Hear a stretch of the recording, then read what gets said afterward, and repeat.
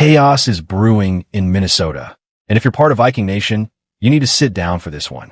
What just leaked about last year's quarterback disaster is about to make your blood boil. Because according to multiple NFL insiders, head coach Kevin O'Connell didn't just lose a few games last season. He lost control of his own team.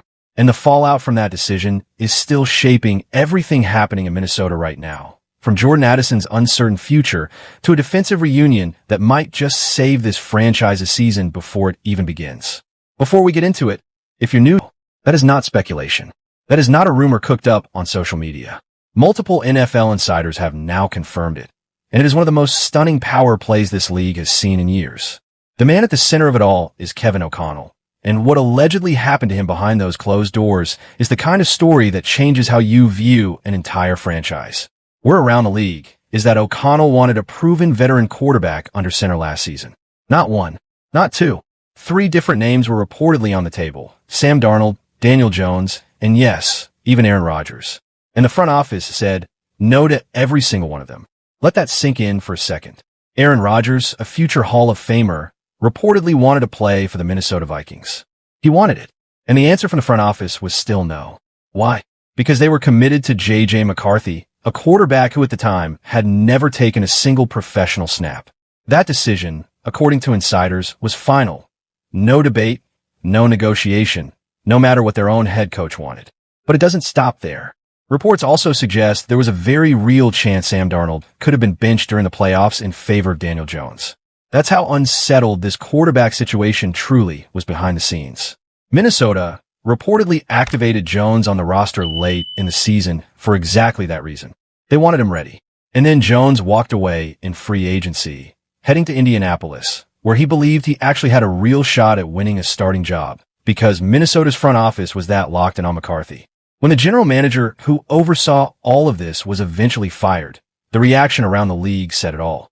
Analysts pointed out that this was a front office that had its pick of Darnold, Jones, and an interested Rodgers, and still chose to stay the course with McCarthy and a backup. And here's the gut punch for Vikings fans. Sources close to the situation say Kevin O'Connell did not have final say on that roster decision. The man known as the quarterback whisperer, the offensive mastermind, the culture builder of this franchise, was overruled by the very organization he was supposed to trust with his career. And through it all, O'Connell never once threw his front office under the bus publicly. He defended McCarthy. He towed the company line. He took the hits in the media while behind the scenes, his hands were reportedly tied. Now, heading into 2026 with Kyler Murray in the building and a completely reshaped quarterback room, the entire weight of proving last season was a fixable mistake falls squarely on O'Connell's shoulders. Is this his redemption season? Or is it his final chapter in Minnesota? That's the question Viking Nation has to sit with. While that quarterback drama continues to burn, there's another storyline quietly building that could define the entire future of this offense. It involves a receiver sitting on 24 career touchdowns and a contract decision that carries just as much risk as it does reward. Jordan Addison is one of the most talented young receivers in football and also one of the most complicated investments any franchise could make right now. A first-round pick with real production, but an off-field history that has made every conversation about his future a little more complicated. And yet, according to reporting out of ESPN, the Vikings are apparently budgeting for his contract extension anyway. That single decision could shape Minnesota's salary cap for the next 4 years. Let's talk about why Addison is worth all this attention in the first place. Across 46 games with the Vikings since 2023, he has racked up 175 catches, nearly 2,400 receiving yards, and 24 touchdowns. 24. That's more touchdowns in that span than Jalen Waddle, and more than DJ Moore. And when you look at the market, recent blockbuster trade for receivers of similar caliber have commanded a first-round pick and more in return. If Minnesota ever decided to move Addison instead of paying him, that is roughly the kind of return they could expect. But here is the risk hanging over any extension talk. Addison has reportedly had multiple off-field situations during his time in Minnesota. Situations serious enough that any long-term contract would almost certainly need heavy exit clauses built in to protect the team. Those incidents will likely cap what he can command in total value, meaning he probably will not become one of the highest paid receivers in the league while wearing purple. But if he stays clean, stays healthy, and plays to his ceiling next to Justin Jefferson in an offense now built around Kyler Murray's playmaking ability, the upside is enormous. The 2026 season isn't just about a contract for Jordan Addison. It's about his entire future on the field and off it. And now, while the offensive side of the ball manages all of this uncertainty, the defensive line just got a familiar name thrown back into the conversation. It might be the cheapest, smartest move Minnesota makes all offseason. The second spot to watch is that third linebacker role. It is not technically a starting job in the traditional sense, since Detroit figures to lean heavily into nickel packages. But depth at that spot matters, especially over the course of a grueling 16-plus game season. The logic here is simple. You cannot play 3 linebackers and 3 cornerbacks on the field at the same time. It is one or the other, situationally, and Detroit needs at least one more trustworthy body in each of those rooms heading into the fall. Outside of those 2 spots, though, there is genuine confidence around this building that the starting level of this defense is as talented and deep as it has been in years. Now let's talk about one of the most predictable and yet most dramatic parts of every single NFL offseason, the surprise cut. Every year, without fail, a name comes off a roster that makes fans do a double take. This year is not going to be any different, and the guessing game has already started. One report floated the idea that a recently acquired offensive lineman could be a surprise cut candidate, but digging deeper into the numbers, that take does not hold up especially well. A player Detroit specifically traded for is unlikely to be the odd man out, especially when he provides valuable positional versatility as a primary backup at a premium spot. Instead, the names that tend to make fans gasp are the ones tied to breakout preseason performances. Think about it. Every single summer, there's a receiver who catches everything thrown his way through training camp and preseason games, and the fan base falls head over heels. Highlight catches, diving grabs.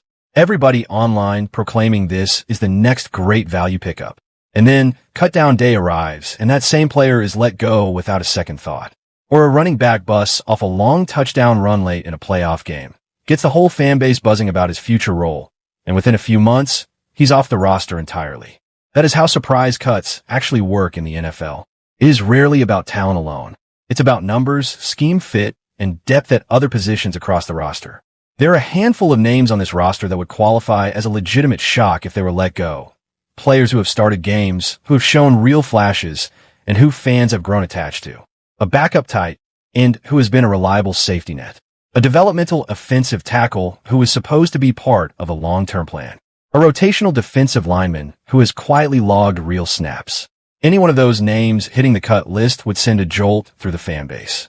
But the reality is, with a roster this deep and this talented, somebody has to go, and it likely will not be who most fans expect. As all of this shakes out, there is a genuine sense heading into training camp that this preseason is going to matter more than it has in recent memory. Here's why. Detroit is reportedly not running any joint practices with other teams this summer. That means if the coaching staff wants to evaluate their starters in live, competitive snaps before the regular season begins, those preseason games are the only opportunity to do it. Expect key offensive starters to see more run than usual, even if it's only a handful of drives spread across the preseason slate.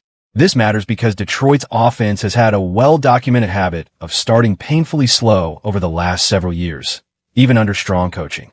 Getting some real, live reps into key playmakers before week 1 could be exactly the adjustment this team needs to finally come out of the gate with some early season fire. Of course, preseason football comes with its usual growing pains. The excitement builds. You tune in ready to evaluate every single snap, and within minutes you're reminded why preseason football looks the way it looks. Backup quarterbacks who don't have time to set their feet. Offensive linemen jumping offside. Running backs and quarterbacks miscommunicating on basic play action. It is often difficult, clunky football to watch from a pure entertainment standpoint. But if you're a true fan who cares about roster depth, and especially if you're a fan of a team that has dealt with more than its fair share of injuries in recent seasons, preseason football becomes essential viewing. You need to know what's behind the starters. You need to know who steps up when the inevitable injuries hit. There are specific names worth circling on defense this preseason. Watch the young cornerbacks getting extended run in the secondary, looking for that one signature play that makes the fan base sit up and take notice. Watch to see whether a certain developmental pass rusher can turn his athletic upside into real, live sacks against starting caliber tackles. And of course, everyone will be watching to see whether the team's top wide receiver, still working his way back from injury, looks like his dominant self again or continues to look a step behind.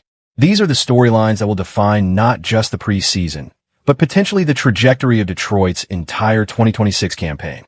So here's the big picture heading into training camp. The Lions may have quietly found the answer to last year's biggest defensive problem, sitting right there on the roster the whole time in the form of a young defensive tackle who simply needed a full offseason to develop. Pair that with a healthy, motivated Alan McNeil, address the minor depth questions at cornerback and linebacker, and this defense has a real chance to look like the version of itself that carried Detroit to a 15-win season.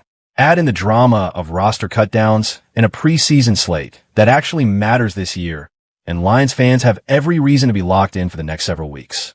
So here's what we want to know from you. Do you believe Tyleik Williams is about to have his Alan McNeil-style breakout season? Who do you think is the real surprise cut candidate on this roster this summer? And which position group are you most excited to watch during the preseason? Drop your answers in the comments below. We read every single one. If this video kept you locked in, do us a huge favor here at Detroit Scope. Hit that like button, subscribe to the channel, and turn on notifications so you never miss the next breakdown. We are working hard to hit 1,000 subscribers, and every single one of you watching right now can help make that happen. Thanks for riding with us, Lions Nation. We'll see you in the next one.